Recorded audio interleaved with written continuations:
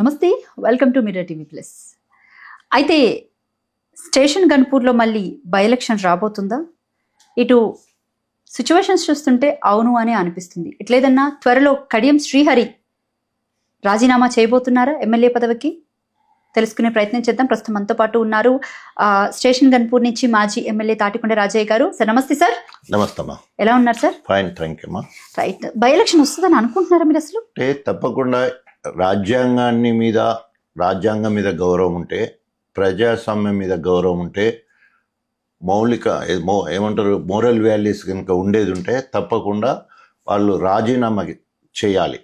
ఎందుకోసం అంటే ఫిరాయింపుల చట్టం ఏం చెప్తుందంటే, ఒక పార్టీ నుండి గెలిచి ఆ పార్టీ పదవి అనుభవిస్తున్నప్పుడు ఒకవేళ పార్టీ నచ్చకున్నా లేదా పార్టీ అధినాయకత్వం నచ్చకున్నా, విధానాలు నచ్చకున్నా ప్రజాస్వామ్యంలో పార్టీ మారొచ్చు. కానీ పార్టీ మారేటప్పుడు ఆ ప్రాథమిక సభ్యత్వానికి ఆ పార్టీ ద్వారా సంక్రమించిన పదవికి రాజీనామా చేసి మళ్ళీ ఎన్నికల్లో నిలబడి గెలవాలి. సో ఇది రాజ్యాంగం మనకు చెప్పే చట్టం. 52వ సవరణ, రాజ్యాంగంలో 52వ సవరణలో దీన్ని 10th షెడ్యూల్లో ఆనాడు రాజీవ్ గాంధీ గారు 1985లో ఈ ఫిరాయింపుల చట్టాన్ని తీసుకురావడం జరిగింది. ఎందుకు తీసుకురావడం జరిగిందంటే, ఆ రోజులలో పుణ్యకాలం గడిచిపోతుంది, 5 ఏళ్లలో పదవి అయిపోతుంది, కానీ డేట్ల మీద డేట్లు ఇచ్చుకుంటూ అట్లే అవుతాం. అంటే దీన్ని ఒక చట్టం చేయాలనే ఉద్దేశంతో 10th షెడ్యూల్లో పెట్టడం జరిగింది. ఇది 52వ సవరణ. సో అప్పుడు ఏసీ సేన్ అని న్యాయశాఖ మంత్రి బిల్ పెట్టడం జరిగింది. అప్పుడు మరి రాజీవ్ గాంధీ గారు ప్రధానమంత్రిగా ఉన్న సమయంలో ఇవాళ అదే రాజ్యాంగాన్ని పట్టుకొని పంచ్ న్యాయ అని చెప్పేసి రాహుల్ గాంధీ తిరుగుతూ ఉన్నాడు పక్క. తర్వాత వాళ్ళ మేనిఫెస్టోలో పెట్టుతారు, మేము తప్పకుండా ఫిరాయింపుల చట్టాన్ని అమలు చేస్తామని చెప్పేసి ఆయన అన్నాడు. తర్వాత రేవంత్ రెడ్డి అయితే పార్టీ మారిన వాళ్ళను రాళ్లతో కొట్టి చంపండి, దాంట్లో మొదటి రాయి నేనే ఇస్తానని అంత ఘాటుగా మాట్లాడడం జరిగింది. కానీ ఇవాళ వాళ్ళ వరకు వచ్చే వరకు తాత్పర్యం చేసుకుంటూ స్పీకర్ను రేవంత్ రెడ్డి జేబులో సంస్థలేగా పెట్టేసుకొని రాజ్యాంగపరమైన పోస్ట్ అది. సో ఒకసారి ఎలక్ట్ అయ్యే వరకు మాత్రమే నీకు రాజకీయాలు ఉంటే, ఎలక్ట్ అయిపోయిన తర్వాత స్పీకరు మరి రాజ్యాంగ పరిరక్షణ కోసము కాపాడాల్సిన బాధ్యత ఆయనకు ఉంటుంది. సో ఈరోజు స్పీకర్ను కూడా మందలిచ్చే పరిస్థితికి వచ్చింది ఇది సుప్రీంకోర్టు. సో జనవరి 15వ తారీఖు 2004లో సుప్రీంకోర్టు పోయి నోటీసులు జారీ చేయమంటే 8 నెలలైనా కూడా ఇప్పటి వరకు నోటీసు జారీ చేయలేదు. కనీసం ఎమ్మెల్యేకి నోటీస్ జారీ చేసి నువ్వు ఏ పార్టీలో ఉన్నావు నీకు అడగడానికి స్పీకర్కి ఇంత టైం పట్టింది. కాబట్టి స్పీకర్ని కూడా మందలిచ్చే కార్యక్రమం చేయడం జరిగింది. సో స్పీకర్ని కూడా కోర్టు సమీక్ష చేసడానికి అవకాశం ఉంటుంది, కోర్టులో కూడా వీరిని ముద్దాయిగా పెట్టడానికి కూడా అవకాశం ఉంటుంది. అంటే రాజ్యాంగబద్ధంగా నడుచుకున్నప్పుడు కాబట్టి ఆయనకు రాజ్యాంగ పరిరక్షణ కూడా స్పీకర్కు ఉండదు. సో అవసరమైతే స్పీకర్ని కూడా మనం కోర్టుకి తీర్చడానికి కూడా అవకాశం ఉంటుంది. సుప్రీంకోర్టు తీర్పు మేరకే స్పీకర్ డెసిషన్ తీసుకొని ఈ రోజు వాళ్ళకి నోటీసులు పంపించడం జరిగింది 10 మందికి కూడా.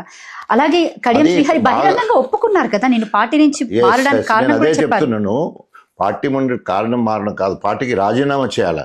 సో నా విషయం చూడండి, 2011 అక్టోబర్ నేను 3-4 సార్లు రాజీనామా చేసినప్పుడు స్పీకర్ ఆమోదించలే. 5వసారి నేను నా పదవికి రాజీనామా చేసి ఫార్మెట్లో ఇచ్చి ఆమోదింప చేసుకోవడం జరిగింది. నేను అప్పుడు ఒక అధికార కాంగ్రెస్ పార్టీకి రాజీనామా చేసి ఒక ఉద్యమ పార్టీలోకి పోవడం జరిగింది. నేను పోయినప్పుడు మళ్ళీ ప్రజల్లోకి వెళ్ళాను, తెలంగాణ కోసం రాజీనామా వచ్చి మళ్ళీ 33,000 మెజార్టీతో గెలిచాను. ఒకవేళ కనుక కడియం శ్రీహరి కనుక అభివృద్ధి కోసమే కనుక నిర్ణయం తీసుకుంటే మరి రాజీనామా చేయడానికి నీకు భయం ఎందుకు? రాజీనామా చేసి నువ్వు ప్రజల్లోకి వచ్చి నేను అభివృద్ధి చేయడానికి పోయాను, నాకు ఓటేయండి అని అడుగు. ప్రజలు కనుక నువ్వు పోయింది నిజమే అయితే, నువ్వు మార్పు కోసమో లేదా అభివృద్ధి కోసం పోయినట్టుంటే ప్రజలు నేను మళ్ళీ ఎన్నుకుంటారు కదా. అది చేయకుండా మొన్నటి వరకు నేను ఇల్లున్నాల్లో గర్లనే ఉన్నా అని చెప్పేసి తప్పించుకునే ప్రయత్నం చేసి ఇప్పుడు ఆయనకైనా ఏంటంటే అప్రూవల్గా మారిపోయాడు. దొంగ దొరికిపోయినా చేస్తే అప్రూవల్గా మారడం అంటారు కదా. ఇలా కడియం శ్రేణి అప్రూవల్గా మారి ఆయన స్టేట్మెంట్ ఇవ్వడం జరిగింది, నేను అభివృద్ధి కోసం పోయినాను. కానీ ఆయన అభివృద్ధి కోసం పోలే, వాళ్ళ బిడ్డ ఎంపీ టికెట్ కోసం పోవడం జరిగింది. పార్టీ బీఫామ్ ఇచ్చిన తర్వాత, పార్టీ ఫండ్ ఇచ్చిన తర్వాత, కేసీఆర్ గారు ఇంట్లో భోజనం చేసిన తర్వాత నమ్మించి మోసం చేసింది. కాబట్టి ఆయన రాజకీయ సమాధి ఆయనే కట్టుకున్నాడని అందరూ అంటున్నారు. ప్రజలలో తిరగలేని పరిస్థితి ఉన్నది ఇప్పుడు. అయితే ఎట్లేదన్నా కూడా ఇక్కడ కడియం శ్రీహరి వ్యాఖ్యలు కూడా కొంచెం కన్విన్సింగ్ గా ఉన్నాయి కాబట్టి స్పీకర్ డెసిషన్ ఆయన మేరకే తీసుకునేటట్టు ఉంది అన్న ప్రచారం కూడా గట్టిగా జరుగుతుందో. సో డెఫినెట్ గా ఇప్పుడు మిగతా 10 మందిలో అగ్రెసివ్ గా పోయేది కడియం శ్రీహరి గారే, అగ్రెసివ్ గా పోయాడు. కారణం ఏంటంటే వాళ్ళు ఏమనుకున్నారంటే, కాంగ్రెస్ వాళ్ళు ఏమనుకున్నారంటే కడియం శ్రీహరి బిడ్డ కేశవరావు బిడ్డ మేయర్ విజయలక్ష్మి, వీళ్ళు నలుగురు కనుక వస్తే బీఆర్ఎస్ పార్టీ కుప్పగూలిపోతుంది అనుకొని కడియం శ్రేణి పైసలు పెట్టి కొనుక్కుంటాడు. ఎందుకంటే ఎమ్మెల్యే పదవి కాబట్టి ఒకవేళ కనుక 4-5 ఏమైనా టీఆర్ఎస్ మొక్కడ పోయినా కూడా మాకు అవసరం ఉంటుంది ప్రభుత్వం కూలిపోకుండా అనే ఉద్దేశంతో కడియం శ్రేణికి మంత్రి పదవి ఆశ పెట్టి ఆయన తీసుకున్నారు. సో బిడ్డకు కూడా మళ్ళీ పోయినాక బిడ్డకు కూడా ఎంపీ టికెట్ కూడా ఇవ్వడం జరిగింది. సో వాళ్ళిద్దరు ఇప్పుడు కాంగ్రెస్ పార్టీలో, బిడ్డ అంటే బీఫామ్ కాంగ్రెస్ నుండి గెలిచింది, ఈయన బీఫామ్ టీఆర్ఎస్ పార్టీ నుండి తీసుకొని పార్టీ ఏమంటారు ఫండింగ్ తీసుకొని గెలవడం జరిగింది. అక్కడ కాంగ్రెస్ వాళ్ళందరూ ఈయన ఓడగొట్టాలనుకున్నారు. ఇవాళ అక్కడ కడియం శ్రీహరికి ఏంటి, కాంగ్రెస్ అందరూ శత్రువులే ఉన్నారు ఆయనకు. బీఆర్ఎస్ పార్టీ మా పార్టీని పోయినామని బీఆర్ఎస్ పార్టీ శత్రువులే ఉన్నారు. విత్ ఇన్ ద కాంగ్రెస్ పార్టీలో కొండమురళి లాంటి అధినాయకత్వం కూడా ఈయనకు వ్యతిరేకంగానే ఉన్నాడు. సో కాబట్టి ఎటు చూసినా కూడా ఇవాళ కుడిలో పడ్డ ఎలుక పరిస్థితి ఉంది కడియం శ్రీహరి. రైట్. ఇంకా యూరియా కొరత మొత్తంగా తెలంగాణ రాష్ట్ర వ్యాప్తంగా అంతా కూడా చూస్తున్నాం. రైతుల బాధలు ఇంకా వర్ణనాతీతం ఎట్లేదన్నా అని. రైట్, యూరియా కొరత విషయంలో అసలు ఏం చెప్తారు? ఎందుకంటే గడిచిన 10 ఏళ్ల విషయం పక్కన పెడితే ఎప్పుడు ఇలాంటి ఇబ్బంది రాలేదని రైతులు చెప్తున్నటువంటి మాట. కానీ 12 ఏళ్ల క్రితం 15 ఏళ్ల క్రితం విషయానికి వెళ్తే మాత్రం ఆనాటి రోజులు మళ్ళీ కనిపిస్తున్నాయని రైతులు అంటున్నారు. ఏం చెప్తారు? సో కారణం ఏంటంటే అప్పుడు 10 ఏళ్ల కింద కాంగ్రెస్ ప్రభుత్వమే, ఇప్పుడు కూడా కాంగ్రెస్ ప్రభుత్వమే. అప్పుడు చెప్పులు లైన్లో పెట్టేసి లైన్లో నిలబడి కొందరు హార్ట్ అటాక్ వచ్చి చనిపోయిన సందర్భము, కొందరు అనేక రకాలుగా ఆరోగ్య దెబ్బతిన్న పరిస్థితులు ఆ రోజులు అయినాయి. మళ్ళీ ఆ రోజులు మళ్ళీ ఇవాళ వచ్చినాయి. ఇంద్రమ్మ రోజులు అంటే మళ్ళీ యూరియా కష్టాలు. సో మన ఈ రోజు తుమ్మల నాగేశ్వరరావు వ్యవసాయ శాఖ మంత్రి మాట్లాడారు. సో 10 సంవత్సరాలు లేని విషయం ఇవాళ ఎందుకు వచ్చింది అంటే బీజేపీ మనకు సప్లై చేయాలి, బీజేపీ సప్లై చేయాలి, వీళ్ళు పంచిపెట్టాలా. సో ఇవాళ ఇద్దరు కూడా ఒకరి మీద ఒకరు వేసుకొని తప్పించుకునే ప్రయత్నం చేస్తూ ఉన్నారు. రైతుల మీద శతకోపం పెట్టే కార్యక్రమం జరుగుతున్నది. ఇవాళ 4 గంటలకు 5 గంటలకు లేచిపోయి లైన్లో నిలబడే పరిస్థితి, సెల్లు లైన్లో పెట్టే పరిస్థితి, పాస్బుక్ లైన్లో పెట్టే పరిస్థితి, ఆధార్ కార్డు బయట మహిళలు సైతము బార్లు తీసే పరిస్థితి ఆడ కొట్టొచ్చినట్టు కనబడుతూ ఉన్నది. అక్కడికి సద్దులు తెచ్చుకొని తినే పరిస్థితి కనబడుతూ ఉన్నది. 1 ఎకరాకు 1 బస్తీ ఇచ్చే లిమిటేషన్ పెట్టిళ్ళు. ఇప్పటి వరకు మనకు దాదాపు 9,80,000 మెట్రిక్ టన్నులు రావాల్సి ఉంటే ఓన్లీ 5,32,000 మెట్రిక్ టన్నులు మాత్రమే రావడం జరిగింది. ఇంకా వస్తాయి అంటున్నారు కానీ ఇప్పటివరకు ఎక్కడ కూడా లేదు. వాళ్ళు బీజేపీలను తప్పించుకునే ప్రయత్నం చేస్తున్నారు. మన రామగుండం ఇక్కడ యూరియా ప్రొడక్షన్ లేదు. ఏదైనా బయట దేశం నుంచి చైనా నుంచి బయటికి వెళ్ళి రావాలంటే అది రాలేదు, ఆగిపోయిందనే పరిస్థితి ఉన్నది. సో కాబట్టి మొత్తం రైతుల పరిస్థితి గందరగోళంగా తయారైపోయింది.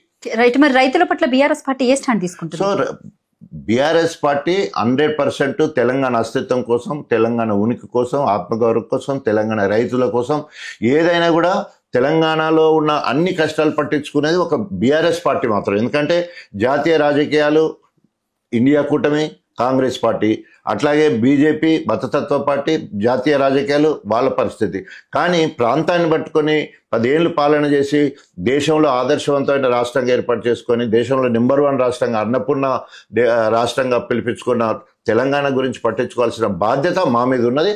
ఇది మా రెస్పాన్సిబిలిటీ అనుకుంటున్నాం. తప్పకుండా రైతుల పక్షాన నుండి యూరియా వచ్చే వరకు మేము కొట్లాడుతాం. Right, last and final question sir. ప్రజాపాలన అన్నారు, ప్రజల కోసమే పాలన అని చెప్పేసి అన్నారు. కంచెల పాలన అని చెప్పేసి కంచెలు తొలగిస్తున్నామని సీఎం రేవంత్ రెడ్డి ముఖ్యమంత్రి అవ్వగానే ప్రగతి భవన్ ముందు కంచెలు తొలగించడం అందరికీ తెలిసిందే. రైట్, ఇప్పుడు ఉస్మానియా యూనివర్సిటీకి వెళ్లే నేపథ్యంలోని ఉస్మానియా యూనివర్సిటీ మొత్తం కంచెలు జరిగింది. దీన్ని ఏ విధంగా చూస్తారు మీరు? అది గడి పాలన, కంచెలు పెట్టేసి మామూలులకు అక్కడ ఎంట్రీ లేకుండే నేను వచ్చిన తర్వాత ప్రజాపాలన పేరుతోటి మొత్తం కంచెలను బద్దలు కొట్టినని చెప్పిన అతను, ఆయన వచ్చిన కంచెల్ని నిరంకుశ పాలన, ఇందిరమ్మ ఎమర్జెన్సీ రోజులు మళ్ళీ గుర్తొచ్చినట్టు కనబడతా ఉన్నది. ఆయన సచివాలయంలో అస్సలకే ఉండట్లేదు, భయపడి పోలీస్ కంట్రోల్ రూమ్లో అక్కడ ఆఫీస్ పెట్టుకొని అక్కడనే ఉండే పరిస్థితి మనకు కనబడుతూ ఉన్నది. ఆయన సెక్రటరియట్కి రావడం లేదు. తర్వాత ఏదైతే ప్రజాపాలన రోజు గీడులు 150, 170 బెడ్రూమ్లు ఉన్నాయి, బాత్రూమ్లు ఉన్నాయని చెప్పిన దాంట్లో ఇప్పుడు దాంట్లో ఆ ప్రగతి భవన్లో ఇలా బట్టి విక్రమార్కన్లో ఉంటున్నాడు. కానీ ఈరోజు ఎక్కడ లేనంత సెక్యూరిటీని పెట్టుకొని, సెక్యూరిటీ కాకుండా మొత్తం కూడా ఉస్మానియా విద్యానగర్, ఉస్మానియా మెడికల్ లోపలికి వరకు, ఉస్మానియా యూనివర్సిటీ లోనికి వెళ్ళే వరకు కూడా మొత్తం కూడా కంచెలు పెట్టుకొని ఈరోజు వేల మంది కాదు లక్షల మంది పోలీసులు అంటున్నారు, కానీ వేల మంది పోలీసులను పెట్టుకొని ఆ నిర్బంధంలో పోయి అది మరి కొండంద వేలకని పెట్టినట్టు ఆ బిల్డింగ్లు అవన్నీ కట్టింది కేసీఆర్ ప్రభుత్వము. విద్యాశాఖ మంత్రి మన సబితా ఇంద్రారెడ్డి గారి ఆధ్వర్యం మంజూరై అది శంకుస్థాపన చేసిన కార్యక్రమం. సో బిల్డింగ్లు అయితే ఈయన ఏమైనా పోయి రిబ్బన్ కట్ చేసాడు తప్ప ఈయన కట్టింది లేదు, తట్టడి మట్టి తీసింది లేదు ఇప్పటి వరకు. సో తప్పకుండా ప్రజలందరూ ఇవన్నీ గమనిస్తూ ఉన్నారు. ఆ ఉస్మానియా యూనివర్సిటీ పిల్లలే అనేక సార్లు నన్ను ఏనాడు కూడా రేవంత్ రెడ్డి జై తెలంగాణ అనలే ముఖ్యమంత్రి అయిన కంచెలు ఇప్పటి వరకు కూడా. అలాంటి వాడు ఏదో చేయనికి ఇక్కడ వచ్చిందంటే పప్పులే ముడుకో అని చెప్పేసి కూడా మాట్లాడదు. 52సారి ఢిల్లీకి వెళ్ళడాన్ని ఏ విధంగా చూస్తారు? ఏముంది, అప్పులు తీసుకొస్తానండి. ఇప్పుడు 2,20,000 కోట్ల అప్పు తీసుకొచ్చి 2,20,000 కోట్ల అప్పు తీసుకొచ్చి కప్పం కడతాడు. రాహుల్ గాంధీ కప్పం కట్టి ముఖ్యమంత్రి పదవిని కాపాడుకుంటాడు. పోయినప్పుడు ఆయన డబ్బులు ఇచ్చినవాడు. ఇప్పుడు బీహార్కు పెట్టుబడి పెడుతున్నాడు, బీహార్కు హెలికాప్టర్ని పంపించాడు, బీహార్లో అడ్వర్టైజ్మెంట్స్ కోసము 100 కోట్ల రూపాయలు అక్కడ ఖర్చు పెట్టే ప్రయత్నం చేస్తూ ఉన్నాడు. ప్రజలందరూ గమనిస్తూ ఉన్నారు. తప్పకుండా క్రిమినల్ రేవంత్ రెడ్డి 89 క్రిమినల్ కేసులు ఉన్నాయి. అందులో 72 కేసులు తీవ్రమైన ఆరోపణల కేసులు ఆయన మీద ఉన్నాయి. నోటు కేసుతో పాటు అనేక ఓటుకు నోటు కేసుతో పాటు అనేక క్రిమినల్ కేసెస్ ఆయన మీద ఉన్నాయి.